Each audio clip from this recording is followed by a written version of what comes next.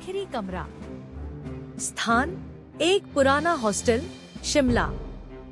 चरित्र अंशुल, मुख्य पात्र विक्रम, रूममेट वार्डन शर्मा, रहस्यमयी औरत। हॉस्टल में दाखिला। अंशुल को शिमला यूनिवर्सिटी में दाखिला मिला था और उसे पुराने हॉस्टल में एक कमरा मिला, कमरा नंबर 13। हॉस्टल में दाखिल होते ही उसे अजीब सा एहसास हुआ, जैसे कोई उसकी हर हरकत पर नजर रख रहा हो।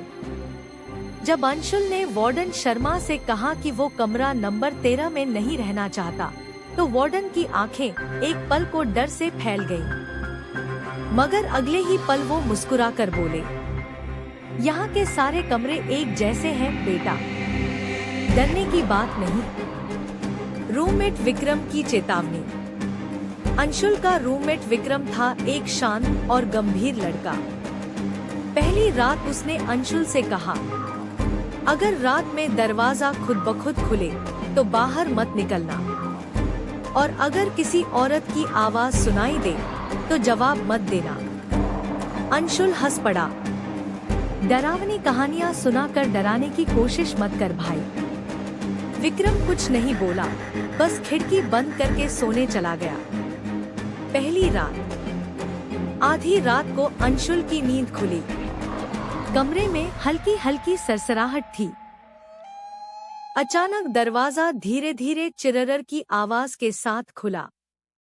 बाहर कोई औरत खड़ी थी, सफेद साड़ी में, उलझे बाल, चेहरा साफ नहीं दिख रहा था। वो बुदबुदाई, मेरा कमरा कहाँ है? अंशुल ने घबराकर आंखें बंद कर ली और दुबक कर लेट गया। सुबह जब उठा, दरवाजा बंद था और विक्रम गायब। रहस्य की खोज। विक्रम 2 दिन तक हॉस्टल नहीं लौटा। अंशुल ने वार्डन से पूछा तो उन्होंने कहा, विक्रम कभी यहाँ का छात्र था ही नहीं। अंशुल चौंका, क्या मतलब?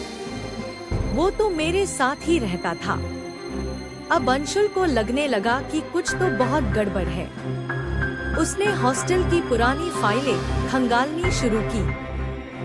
वहाँ उसे एक पुराना अखबार मिला। 2010 में हॉस्टल के कमरे नंबर 13 में एक छात्र विक्रम की आत्महत्या, और उसी कमरे में एक और लड़की की रहस्यमयी मौत। आखिरी रात। अंशुल अब डर से कांप रहा था। उसने हॉस्टल छोड़ने का फैसला किया, लेकिन रात हो चुकी थी और बाहर भयंकर तूफान।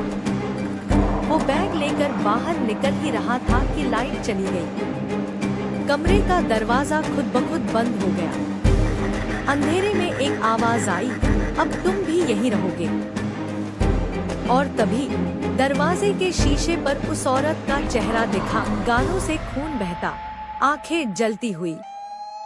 पीछे मुड़कर देखा, विक्रम खड़ा था, लेकिन अब उसकी आंखों में जीवन नहीं, सिर्फ स्याह अंधेरा था। हॉस्टल का रहस्य। अगले दिन